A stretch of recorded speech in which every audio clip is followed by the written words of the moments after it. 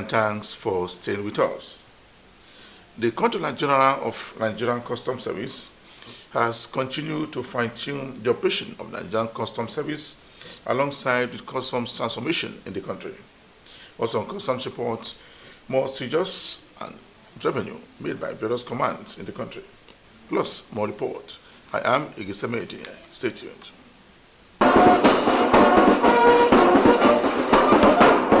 The management of Nigerian Customs Service has affirmed the customs management to paperless policy in the country. The Controller General of Nigerian Customs Service made a remark in Lagos when he delivered a lecture on Nigerian Customs Service advancement in the country. Like we are explaining it over a cup of tea. Now let's imagine Africa as a massive family, a family gathering. And after is a grand feast we have all been waiting for. The Continental Free Trade Agreement stands for the African Continental Free Trade Area, and it's like a gigantic marketplace where African countries have decided to tear down the invisible walls separating them. It's a pact where nations says, hey, let's trade freely, let's support each other, and let's grow together. Now, imagine your favorite local markets, but not on a continental scale. So instead of each country doing its own thing, AfTA is like a super group where everyone brings something to the table and we are dancing according to the music dictated by AfTA. The first is the paperless processes. Gone are the days of drowning in paperwork in customs. We have embraced digital systems, making customs procedures smoother and faster. Now, when you use less paperwork, thank you, when you use less paperwork, it means less hassles for business and ensuring a more efficient flow of goods. Secondly, we have embarked on a number of initiatives aimed at promoting trade facilitation. NCS is no longer just about checking boxes, it's about facilitating trade. Initiatives like the Authorized Economic Operator Program and the Advanced Ruling are streamlining processes, giving businesses more predictability and reducing unnecessary delays. And the third, we are building capacity for understanding the rules of origin regime. We are not just adapting, we are preparing for the intricacies of the rules of origin under the AfTA regime. Capacity building programs ensure that our officers are well equipped to handle the complexities, fostering a more conducive environment for trade. And in terms of community engagement, we've imagined a customs service that listens. We are actively engaging with the business community, the border community, seeking feedbacks and adjusting. It is not just about enforcing rules. It's about being a partner in economic growth.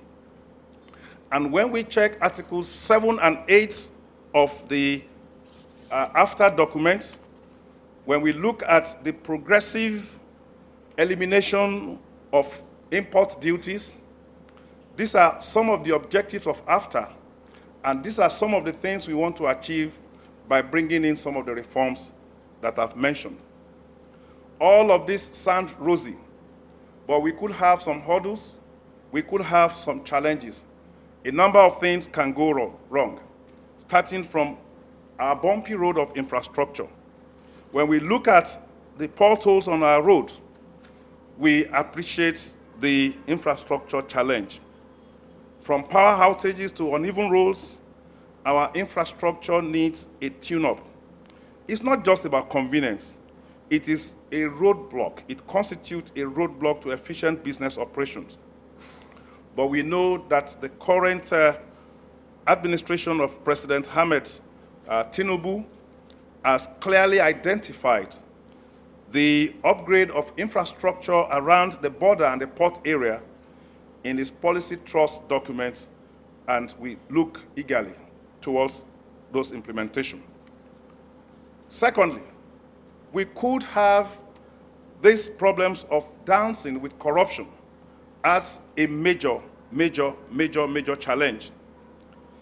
Imagine corruption as an uninvited guest at this after party. It is like a dance partner who messes up the rhythm of the dance. Corruption can hinder fair business practices. It can create roadblocks for small businesses. However, we have a strong commitment to anti-corruption measures to kick these unwanted guests out of the after party. We also have the youth unemployment roller coaster. We see Africa on a roller coaster ride of uncertainty because of millions of young seekers. Youth unemployment is a challenge we cannot ignore. It is not just about jobs. It's about tapping into the potential of our young population. But we really don't have to worry too much. We also learned that there are strategies for youth empowerment and job creation. And of course, there could also be trade tensions and trade wars. Now, when we envision trade tensions as a tango, partners that are involved may sometimes step on each other's toe. With neighboring countries, there might be disagreements, just like we have with Republic of Benin on trade policies. But the strategy here is diplomatic footwork, finding common grounds and ensuring that the dance of trade benefits all partners. I've had the opportunity to engage in very active engagements with our colleagues, the Customs Administration of the Republic of Benin, and I'm happy to inform this distinguished audience that we are beginning to have a common understanding of what we should do to promote economic cooperation to the mutual advantage of both countries. Now, we have some game plan. Now, let's talk about the potholes. Instead of dodging potholes, we are filling them. So the game plan includes massive investment in infrastructure, better roads, stable power supplies, and modern facilities.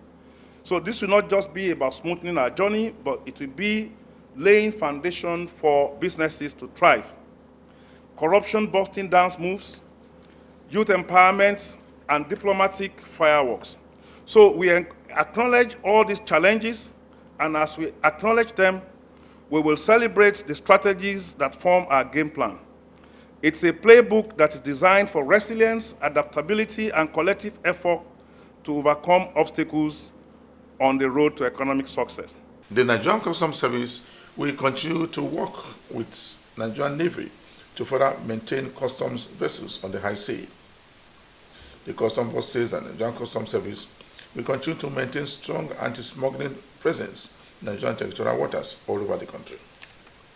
He was speaking when he paid a working visit to one of the commands in Lagos. Well, this is in furtherance of collaboration that exists between our services, the Nigeria Customs and the Navy. The intention is to deepen the collaboration and explore areas of further cooperation and assistance. In concrete terms, we have a fleet of vessels that we've struggled to maintain over the years because we don't have enough capacity to maintain them. We've had a number of options, and I've just come around here to see what our sister agency is doing. I've seen and I'm marveled by the capacity that has been explained to me and that I've seen myself. So I've seen the capacity that exists here in the naval dockyard, and we believe that we could tap into that capacity, enter into some agreement with them so that they would, manage the maintenance of our fleet. So how do you... It will. I mean, there's no point reinventing the wheel. We don't need to establish a vessel maintenance unit. It's capital intensive. We don't have the knowledge. Now we have an agency of government that has the knowledge, that has the capacity, and there is willingness for them to assist us. So it will impact. We have 2 ocean going vessels that has been docked somewhere in Marina over the last years, and every effort that we have made to get it working has failed. We have a couple of smaller vessels, those that the gunboats that do coastal patrols. We've not been able to maximize, the opportunities that they have. There's a lot of smuggling activities going on along our coastal waters. So if we block, the land borders effectively, and we do not maintain very strong presence on our territorial waters, smugglers will take advantage and come. So we also need to fortify and enhance our presence so that we'll be able to checkmate those who may want to try smuggling through the waters. The Nigerian Customs Service has seized 901 parcels of cannabis and 8 trailers of foreign rice imported through the unapproved routes into Ogun State. The acting controller and also deputy controller of customs says that the Nigerian Customs Service will continue to maintain and police the borders in Ogun State. Will terminate their lives or subject them to permanent disability. We are determined to make our society a safe place to live in. He said a total of 398 million naira worth of goods was seized within 1 month, while 30 million naira was collected within the same month. He ever stated that the persistent seizure of cannabis will continue in the command. 31st of October 2033, the command generated a total of 13,408,276 naira as revenue through baggage assessment and auction of sales of seized petroleum products. In comparison with the amount of 5,487,076 naira collected in the corresponding period of year 2022. There is a significant increase of 24,921,200 naira, which is over 400%. We are able to achieve this. We are able to achieve this feat due to our unwavering commitment to trade facilitation and robust stakeholders engagement. Our resolve to remain resolute in anti-smuggling fight has enabled the command to record a seizure of 122 items comprising 901 parcels of cannabis sativa, commonly known as marijuana, 500 pieces of foreign used pneumatic tires. The custom boss warns smugglers against smuggling unapproved items into the country through the illegal routes. You are watching the program Customs Report. The commandant of Customs Training College, Ikeja, has paid a working visit to Airport Command in Lagos. According to him, the visit is to further thank the management of the command for their contribution towards the training of the last officers graduated from the college some couple of weeks ago. He has this to say. Yeah, thank you so much. First and foremost, I would like to appreciate the Comptroller General of Customs and the management team for the opportunity given to me once more to add value to the system as it regards to the training college. Yeah, this visit is very important for us at the college. Prior to this time, we had an outing before the commencement of the just concluded training program.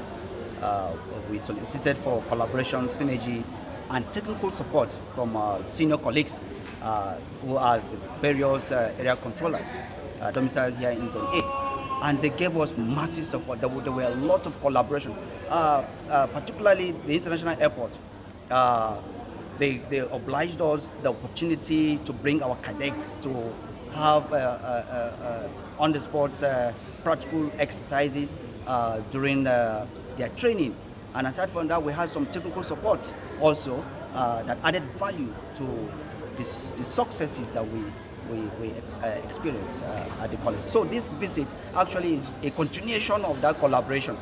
We came to acquaint ourselves with the area controller and to also give our testament of how far we've gone at the college, and to also continue to pray that the collaboration can move a little bit higher so that we can be at par with international based practices.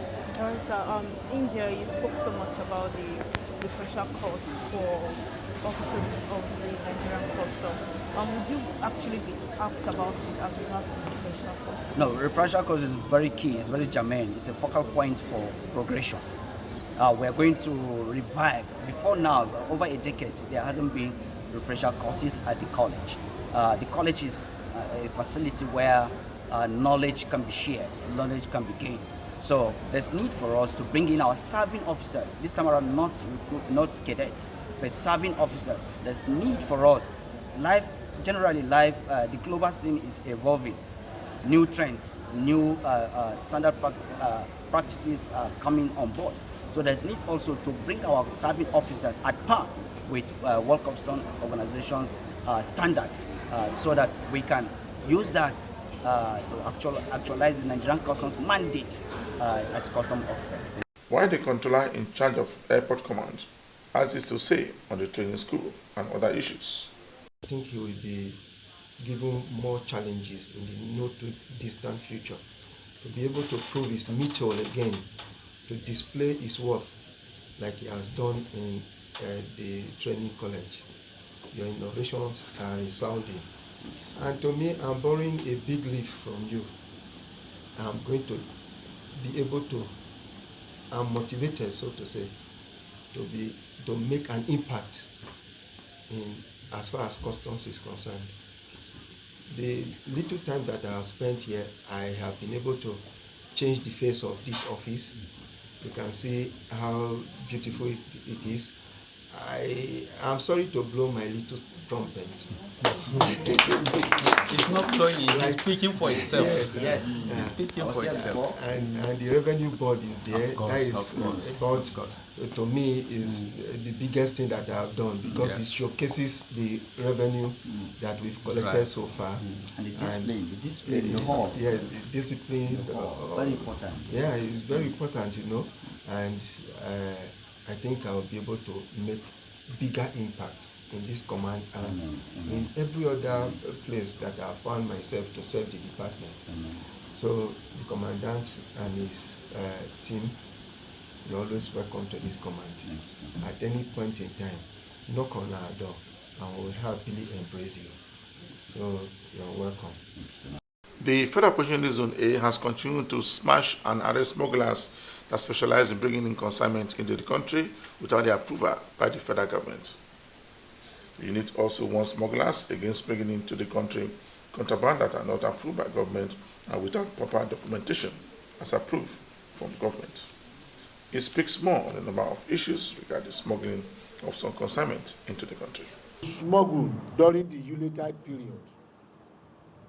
While noting this challenge, we have fully deployed the improved logistics supplied by the Comptroller Generals of Customs, Bashir Adewale Adeniyi, MFR, and the management of the Nigeria Customs. The support provided for our officers with strategic manpower placement to achieve our ongoing drive to suppress smuggling.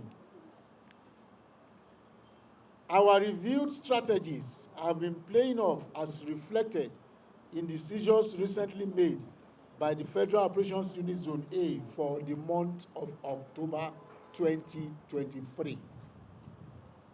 We shall sustain our efforts towards deploying these strategies continuously.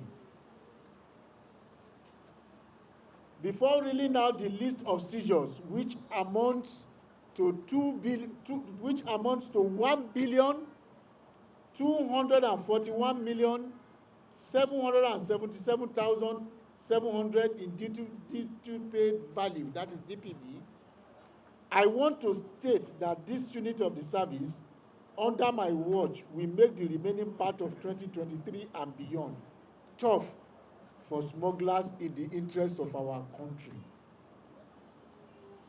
We are ready to intercept them and frustrate their antics of concealment, illegal route passage, forced declaration, and under-declaration. In addition, we are also determined to implement all the provisions of Nigeria Customs Service Act 2023, including the various penalties attached to offenses, while striving to ensure that perpetrators face the full wrath of the law. The wife of the Controller General of Nigerian Customs Service recently paid a working visit to Area 2 in Port Harcourt. The CG wife commissioned some projects undertaken by COA. My team and I are delighted to be in Onne today. We arrived from Abuja yesterday, and since touching down, we have enjoyed the ambience and warm hospitality of this beautiful state.